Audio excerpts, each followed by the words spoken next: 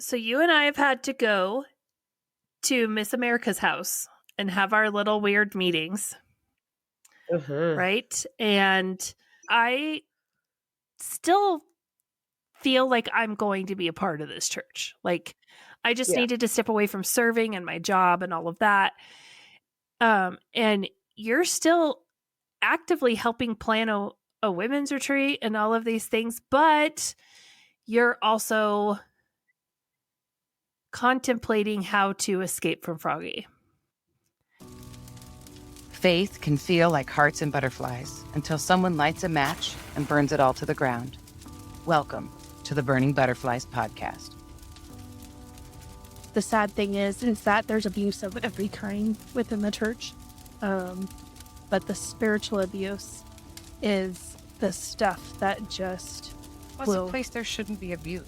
Like, there just shouldn't be abuse in a place that claims to. Well, it ruins your soul.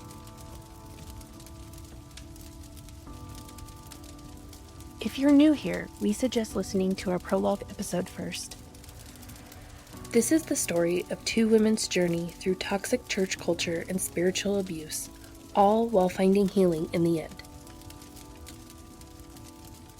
Sometimes it's just the facts, and if you get offended by it, that's a you issue. And if we can't be mature enough to have these conversations, even if some of the topics are difficult, then shame on us.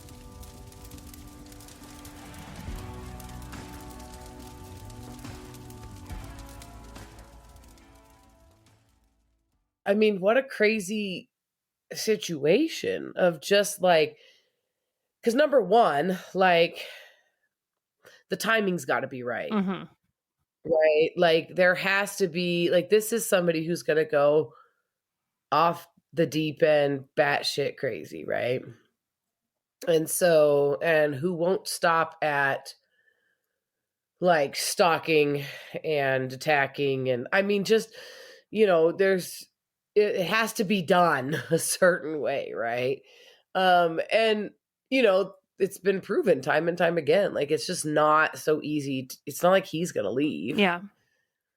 And I mean, like, I missed my chance when he did leave, like, and I warriored up in the name of God and went and dragged his lying, cheating, kicking and screaming ass all the way back to my house, dumbass. Like, I had my opportunity. And so another like fall down the well was didn't look like it was in the cards for him coming up, right? Like, but I will say this, like, during this whole time, like, ever since that Bible study where I was like, I don't know, what did you plan? Like, I was done. Like, I was gaining some, like, I'm trying to think of an appropriate word. Like, some cojones. Yeah. In my house, and I was standing up for myself, and I was like, and plus we had the podcast, and that was very fulfilling and empowering. Yeah. So, yeah. Yeah. So tonight's episode, we're going to talk about a couple of things that happened just within a week of each other. And it's kind of wild to think that these two instances happened like literally within a week of each other. Yeah. It's a little wild to me because I feel like this is that like duality. Like you said, the podcast was so fulfilling. Yeah. And I really feel like we were on such a podcasting high that like nothing was going to slow us down. Yeah. And so even things that happened, like, we were like, we podcasted, don't care. Yeah, exactly. Yeah. Yeah. Weird attitude about the whole thing, which was good. I really liked it. Yeah. So if you recall, I've quit my job. My son almost died. That was a whole big traumatic situation for me and my family. And we've kind of started finally coming back to church. And so we hit Easter of 2021 and we go to Easter Sunday, and this is only like our second week back after Clayton's big ordeal in the hospital. And this is the first week that he does not have his wound vac. He had just gotten his wound vac off. And we went to church for Easter Sunday, and we walked in and they had the baptismal pool filled. And I looked at Justin and I was like, did they call you about doing baptisms? And he's like, no, like, I was just going to ask you. Like, he thought, I forgot to tell him or something like that. And I thought the same thing. And so we went and we asked, because we were the ones who filled the baptismal pool. We were the ones who, I took the pictures. He did the dunking. Like, it was kind of our deal. We would call the people, the week leading up, reminding them, hey, you're signed up to get baptized. Do you have any questions? Kind of give them a rundown of like, okay, you're going to meet, this many minutes before service starts. We'll meet in this room. We can kind of go over everything, so no one's nervous and all of that. And we didn't do any of that. And so we went up and we asked, and they're like, oh no, we got it covered. And I was like, well, do you want me to take pictures? Like, I can run home and grab my camera real fast. No. Don't worry about it. You don't worry about it. We got it covered. Okay. So we sit down, they do a few worship songs, and then they open the thing to do the baptisms, like open the door to reveal the baptismal pool. And Barbara Jean gets up on stage with her cell phone to take pictures. And Barry walks out, and Barry is going to perform the baptisms. And I am beyond mad. I'm like almost speechless mad. Because Right. I'm like, are you kidding me? Like, he's baptizing people now? And because here's the wild thing. The way my husband got asked to do baptisms is because there was a man who, he was a big guy, tall guy, a bigger dude, and he could bend down and be able to lift the people up out of the baptismal pool. And he had struggled with substance abuse issues, and he had fallen off the wagon. And so obviously, Come As You Are is not going to let someone, like that baptize people, because there's a level of spirituality in order for you to baptize someone that you have to have. And he didn't live up to that. And so it's kind of one of those things like, we're going to hold him accountable. But Froggy, we know Froggy is abusive towards Melissa, but by God, as long as he can look like he's put together, he can stand on stage and play the bass. No problem. So last night I was getting high with my friends, and today I'm teaching you that Jesus had friends too.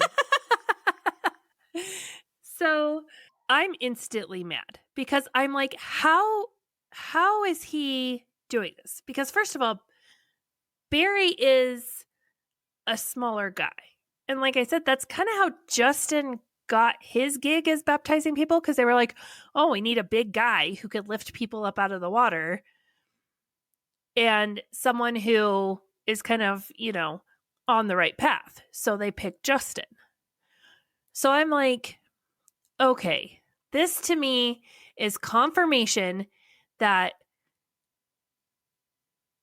he is going to be a pastor here, because like he's preaching whatever, you can say, oh, I'm just giving him the opportunity. It's just Thursday nights. It's not a big deal. He doesn't do anything on Sundays.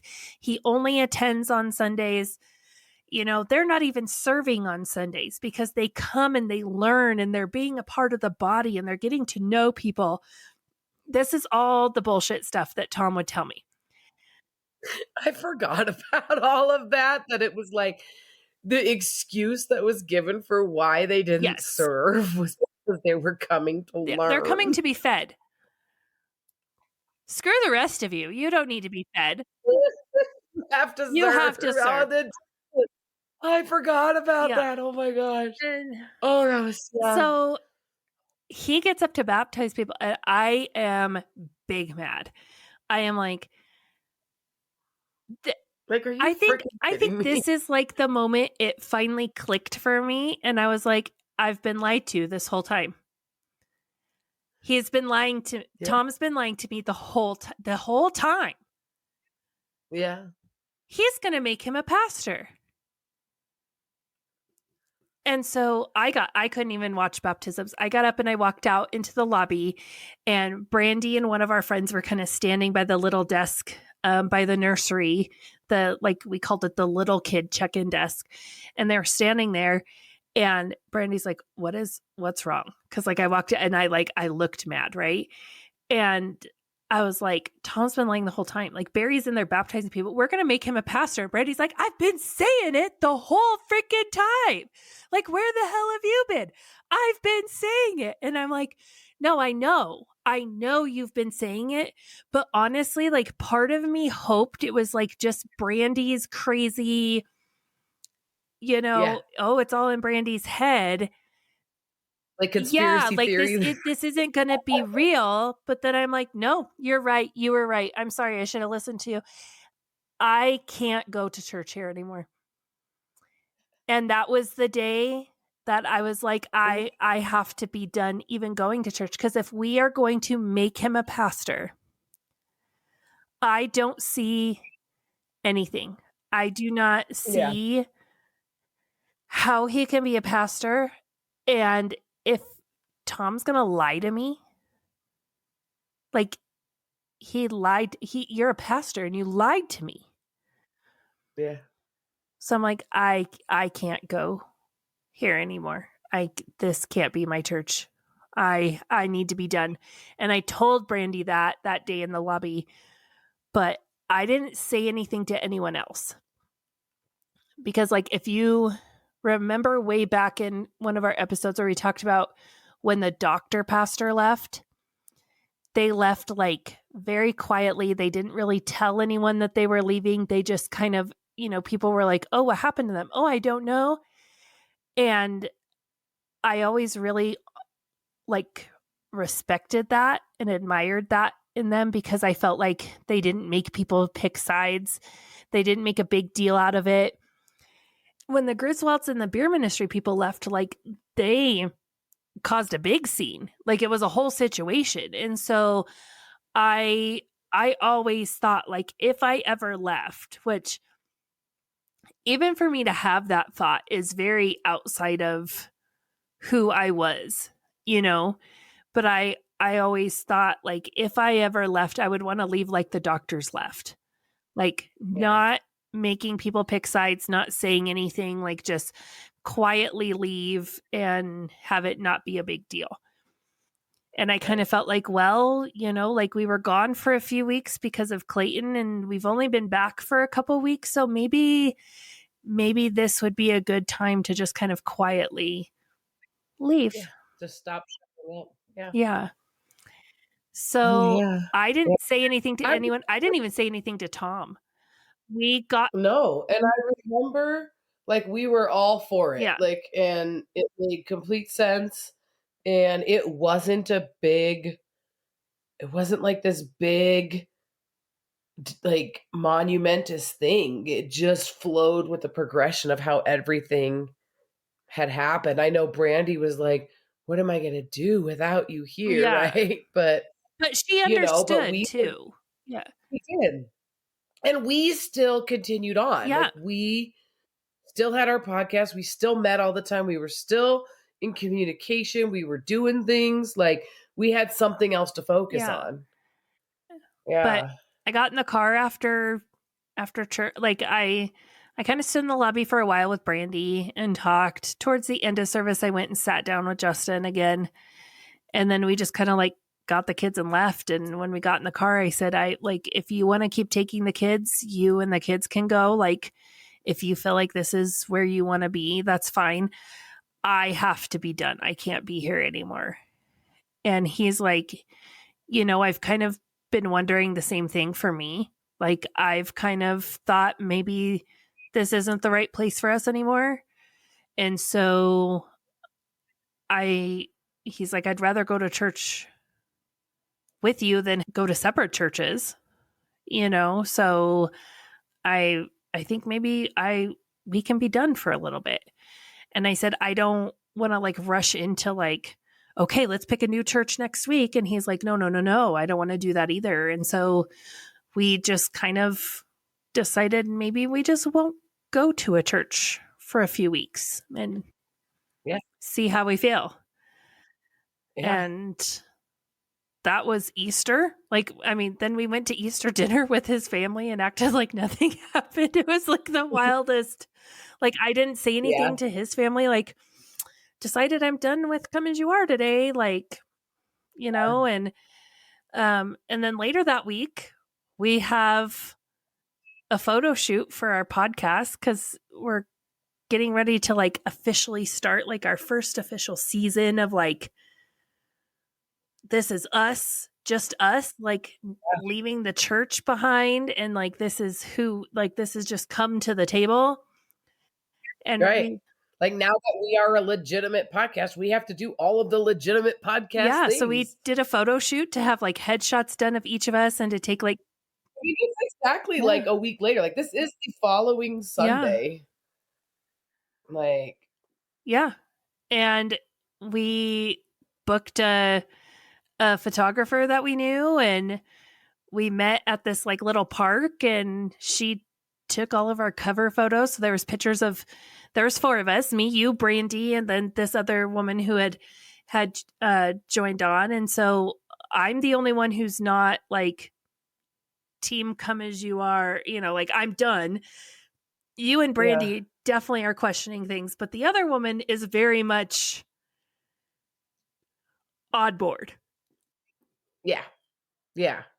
And so, I mean, me, you, and Brandy really didn't talk to her much about like our problems with the church.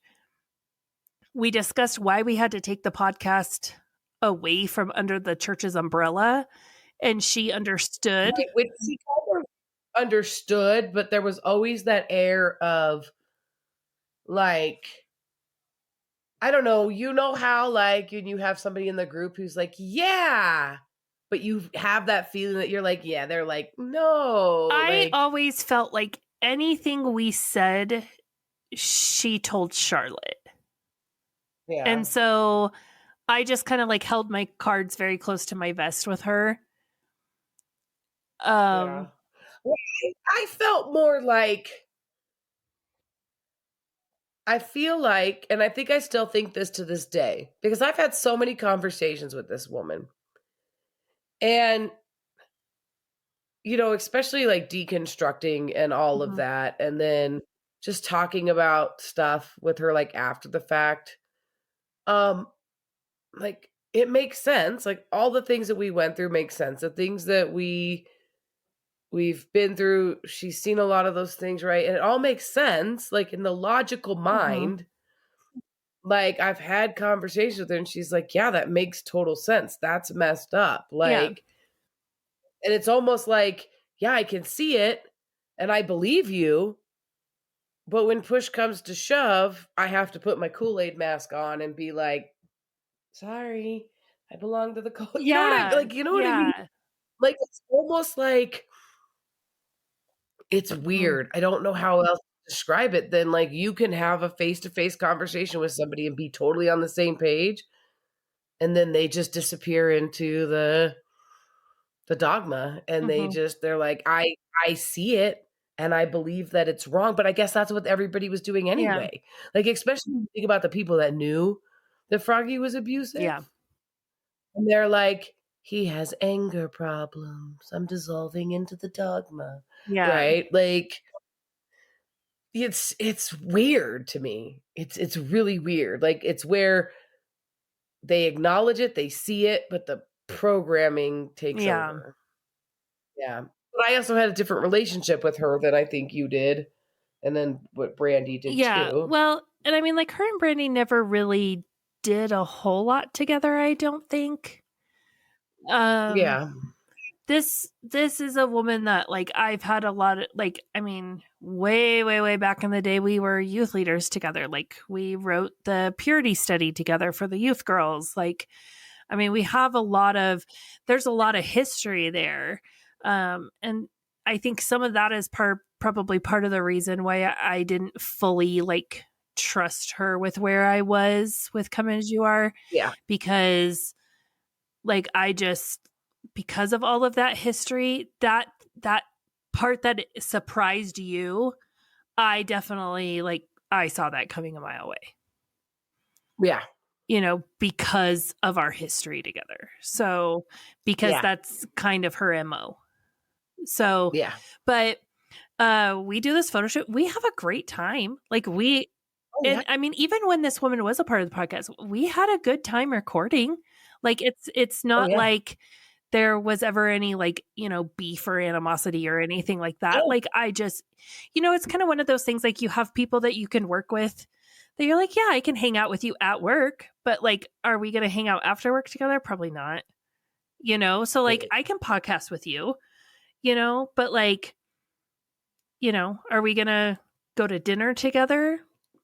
Probably not, Right. And see, her and I have a personal relationship. That's what I mean. Like, so like personally, like I met her before or just as I started going to Come As You Are, and she wasn't going there at the time when I met her. So I had a personal connection with her. Mm-hmm. And I want to say it's all like simultaneously around the same time. So I knew her in a totally different aspect. And then like I have gone and had dinner at her house and hung out with her, and our kids hung out, and her and I have great conversations and stuff. So I think that's where I was like a little more taken aback by that. Yeah. Yeah.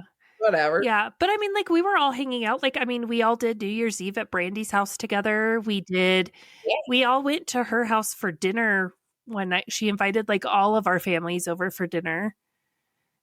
And her husband cooked. We had some good like couples bonding and stuff. And what's really funny is her husband and Froggy go way back. Yeah. And then what's even more funny is that he's related to Froggy's current girlfriend. So that's hilarious. I didn't know that. Yeah. Oh, okay. Yeah, I found that out after the fact. Nice. Yeah, so I had heard some things because I was like, oh, that's funny. No, that's really interesting that they're related. That makes a lot of sense, though. But, I think all of us together in the podcast, like, I think I found enjoyment in it because I felt like the four of us were coming from four completely different places. Mm-hmm. And so, like, I felt like even though like we weren't all besties with each other, it worked because we weren't all besties with each other. Right. And it was the total concept of the podcast was that if we were sitting anywhere sitting, because we do a lot, we come from the event mindedness of the church. But like if I'm sitting at a table or I walk into any women's function anywhere, I'm going to sit at a table with people I don't know and the conversations that flow from that. And so that was the whole basis of the podcast, come to the table. Like it was supposed to be women from all different walks of life and maybe rotate through women and just become a thing. You know? Yeah. So so fun. We are having an amazing time at this photo shoot. We know we only have so much time, not just because the photographer, we only booked her for so much time, but also Melissa, it was your daughter's birthday. Yeah. So by the time you schedule everything out and you're like, okay, on this day and work and photos and child with a birthday, got to do birthday dinner. It was like, okay, this is how we can do this. Like we're doing this photo shoot. And just down the road is the place she wants to go for dinner. So we're going to go do this photo shoot. We're going to get in the car. We're going to go to family dinner. Like perfectly timed out. Perfect. Yeah. And I think, did you even ride like with me and Brandy? Like we drove you there and then Froggy was going to come pick you up. with the kids? Yeah. So I went early Mm-hmm. with you, and Froggy brought the younger kids and then the older ones. Like everybody was meeting at this hibachi Yeah. restaurant. And then so Froggy brought my two youngest daughters with him to pick me up. So I had it coordinated, right? Like we're gonna go, we're gonna do this photo shoot. You'll show up when we're getting done, then we'll all go together. Right. So I went with you girls and then I left with Froggy and the Yeah. kids. But Froggy shows up, and he shows up like earlier than we thought he was going to show up. I feel like he showed up like right when we got there. It was Like, shortly just after. right. Yeah, like it was like, whoa, bud, like this hasn't even started. Like this is what time I was supposed to be here, not you were supposed Yeah. to be here. You know, like, and we have a reservation, so it's like I'm like, we have plenty of time. You know. Yeah. So I even like look at the photographer and I was like, okay, let's do Melissa's pictures, like solo pictures first. Then we'll do all the pictures of the four of us together. And then we can circle back around to us three girls individually, you know, so Melissa can go. And you looked at me and you're like, no, we're going to do this however the photographer wants to. And I was like, well, but if you need to go, because in my mind, I'm like, Froggy's going to lose his shit, Melissa. like just appease the man. Like, just, okay. You're like, oh my God, Froggy's here. But let's get Melissa out of here. And you're like, no, he can wait. And I was like, oh, this is new. I have not seen this side of Melissa. Yeah, we went from calling him out at a Bible study to I'm like, it's not my fault he showed up early. He can freaking wait, Yeah. right? And he was big mad. Big like mad. Big mad. like at one point he's like out of the car pacing. He is like so mad that you did not just like, oh, he's here, I have to go.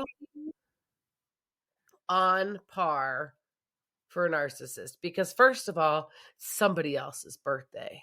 Second of all, it's a photo shoot about somebody else. Like none of this is about him. And so it's already gonna be peachy dealing with the diva that's gonna show up at dinner because it's not about him, right? And so, oh yeah. And at this point, like I said, at this point, like I feel like part of me was like pecking and like pushing, like, which seems insane because like I don't want to get killed, right? Like I'm not trying to get myself abused here, but on one hand, I'm also pushing. Like I am definitely just like, how far can I go? Like if you don't like it, like I really, from at this point, I think I must have been like, you don't like it, you can leave. You don't like it, you could leave. That might have been a daily expression in my life. Like that is how it was going. Yeah. In my, because I was like, well, if you don't like it, you know where the door is, you know? Yeah, that was my attitude. Yeah. And so when he showed up and I was like, he's like, we have to, and I'm like, all right, well, I got a photo shoot to do. And I had the best time doing We that. had a ball. Like it was so much fun. Like I refused to let him ruin anything. And it was like he was not even, I just ignored him. Whatever. My kids ran around. They had a good time. Right? I still look. And he was over there pouting like a little baby. I still look at the pictures we took that day and just giggle because like we had so much fun. Like it was so much fun. It was. I would say that was probably one of the most enjoyable things that we've done. I loved it. Loved it. And the fact that like when I think about that day, like Froggy is not even a part of my memory. Yeah. Like even though he was there, even though he was mad, I don't place him in there because I went, you don't exist. This is my time. Yeah. And this is what I'm doing, right? And I know, like, I'm like, one way or another, I'm getting out of this. And hopefully it's the other Yeah. way, not the one way. I have a question though. But Did like Tom and Charlotte come to those birthday dinners for your kids?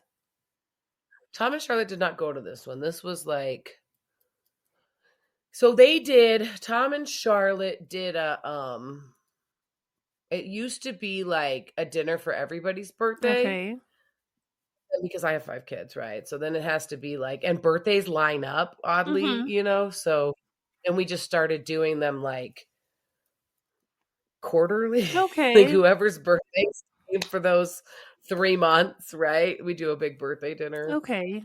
So it kind of morphed and changed over the years, but they definitely did stuff for the kids' birthdays. But I don't, they didn't show, they weren't here for this. This was like my kids, Froggy, their dad, like the girls' dad, and some of the kids' significant others. Okay.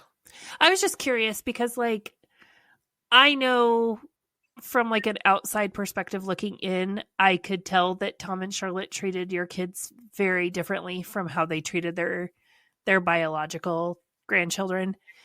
And I never heard them refer to your girls as their grandkids.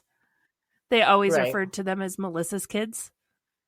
Mm-hmm. You know? Yeah, which is so funny to me because God forbid I did that to Froggy's kids. Oh, yeah.